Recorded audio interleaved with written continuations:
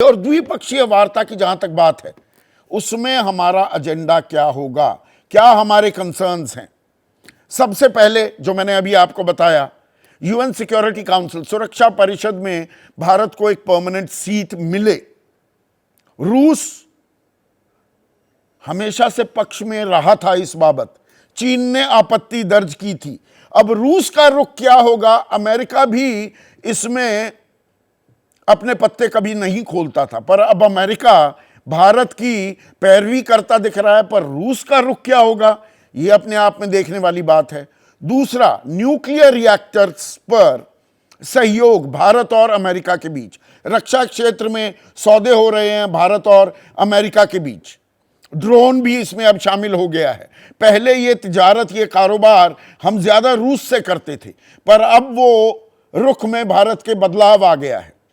इसके अलावा जो हमारे होनहार मेधावी छात्र हैं और बहुत से लोग अमेरिका में जाकर बसते भी हैं, सिलिकॉन वैली तो ये कहा जाता है भारतीय ही चला रहे हैं, वहाँ की बड़ी बड़ी कंपनियों के सीईओज भी इस वक्त भारतीय हैं। पर वीज़ा में दिक्कतें आती हैं, तो इन वीज़ा की दिक्कतों को दूर करने के लिए अमेरिका क्या कोई रोड मैप भी दिखाएगा, कुछ रियायतें देगा? ये हमारे इंटरेस्ट की बात है। मेरे साथ lieutenant general Sanjay Kulkarni retired मौजूद हैं स्टूडियो में। जनरल साहब, पहले तो द्विपक्षीय वार्ता, कल होगा असल में सम्मेलन शुरू, सुबह 9 बजे भारत मंडपम में फोटो ऑप होगी और फिर कार्रवाई शुरू होगी परसों 12:30 बजे तक, ये चलने वाली है। पर दरअसल जो ये द्विपक्षीय वार्ता है, ये किस लिहाज से और किस मुद्दे के लिहाज से सबसे महत्वपूर्ण होने वाली है? संदीप जी, बहुत बहुत धन्यवाद।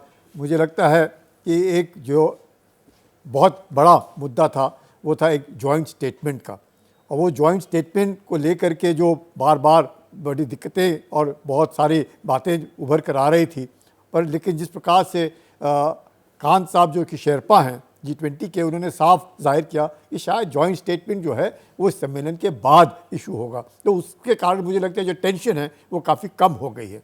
दूसरी बड़ी बात जो है, वो एक एम्बैरेसिंग मोमेंट भी हो सकता है। बिल्कुल, बहुत, क्योंकि हर शिखर वार्ता के बाद एक जॉइंट डिक्लेरेशन होती है, अगर वो ना हो तो द वेरी पर्पस कि भाई इतने बड़े मुल्कों के राष्ट्राध्यक्ष मिल रहे हैं और साझा बयान नहीं दे पाए, तो खोदा पहाड़ निकली चूहिया वाला काम हो जाता। बिल्कुल संदीप जी, आप जो कह रहे हैं, और वही एक कारण है कि चीन वही चाहता था कि किस तरीके से भारत को एक एम्बैरेसिंग सिचुएशन में डाले, वही राजनयिक अड़ंगा लगाया था उन्होंने, और उसमें से बहुत अच्छी तरीके से बाहर निकल आए। लेकिन ये जो द्विपक्षीय बातचीत अब होगी अमेरिका के साथ, दोनों बहुत सबसे बड़े लोकतंत्र हैं, दोनों उभर कर आ रहे हैं, और दोनों की स्थिति ऐसी है कि भारत जो है रूस के साथ संबंध अच्छे हैं, यूक्रेन के साथ संबंध अच्छे हैं। उस पर आते हैं तफसील से। मेरी अभी दिलचस्पी इस बात में है जनरल कुलकर्णी, 8 बजे के करीब जो ये वार्ता तय है, द्विपक्षीय वार्ता, सबसे अहम मुद्दा क्या रहने वाला है आपकी निगाह में, या होना चाहिए? मुझे लगता है सबसे पहले तो शांति बहुत बड़ी बात है कि पूरे विश्व भर में शांति, और मल्टीलेटरलिज्म जो है उसको किस प्रकार से और सुदृढ़ किया जाए, क्योंकि कितना भी हम कर लें, मल्टीलेटरलिज्म में बहुत एक बड़ी दरार आ चुकी है, दुनिया पोलराइज हो चुकी है। उस पोलराइजेशन से कैसा बचा जाए, और भारत इसमें क्या किस प्रकार की भूमिका निभाएगा, और क्योंकि भारत ही एक ऐसा देश है जिसके ऊपर लोगों को निगाहें हैं और लोगों को लगता है भारत के ऊपर विश्वास किया जा सकता है, और ख़ासकर जो भारत का नेतृत्व है मोदी जी के हाथ में, उसको देख करके उनको लगता है कि ये शायद विश्व मित्र है। भारत एक विश्व गुरु कहने की कोशिश कर रहा होगा, पर मोदी जी की तरफ मुझे लगता है उनकी निगाहें हैं कि ये विश्व मित्र है, और शायद जो उस मित्रता में हमें मिलेगा क्या? देखिए, जब शांति की बात हो, अमेरिका का पुराना इतिहास देखिए तो तमाम तानाशाहों को पहले खड़ा करता है अमेरिका ही है। युद्ध में अपने औजार, अपने हथियार वहां बेचता है, 20-20 रुपए के टेंट पर $2-2 मिलियन के बॉम्ब गिरा देता है, मिसाइल गिरा देता है।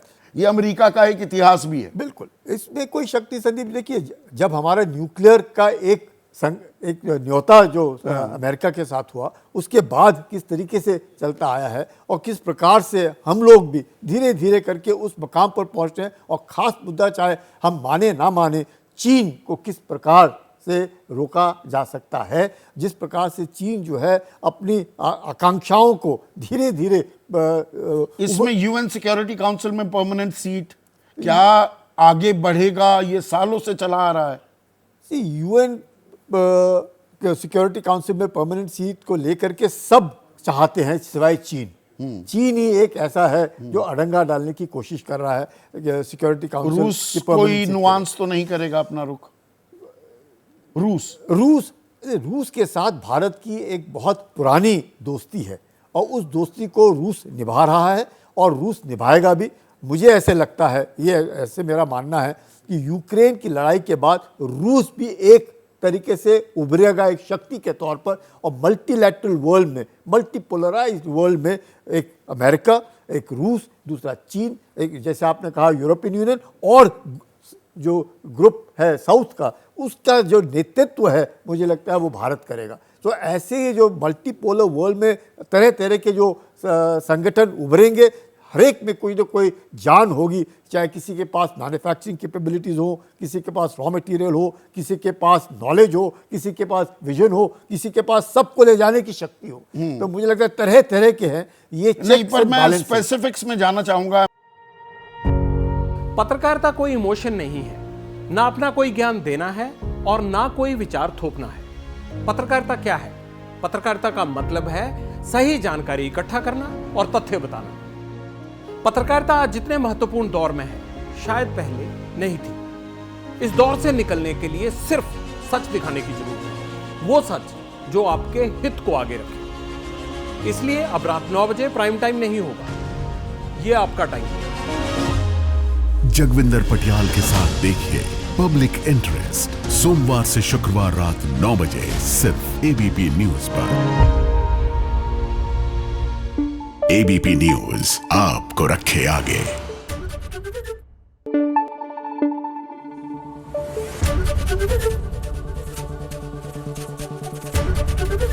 एबीपी न्यूज आपको रखे आगे।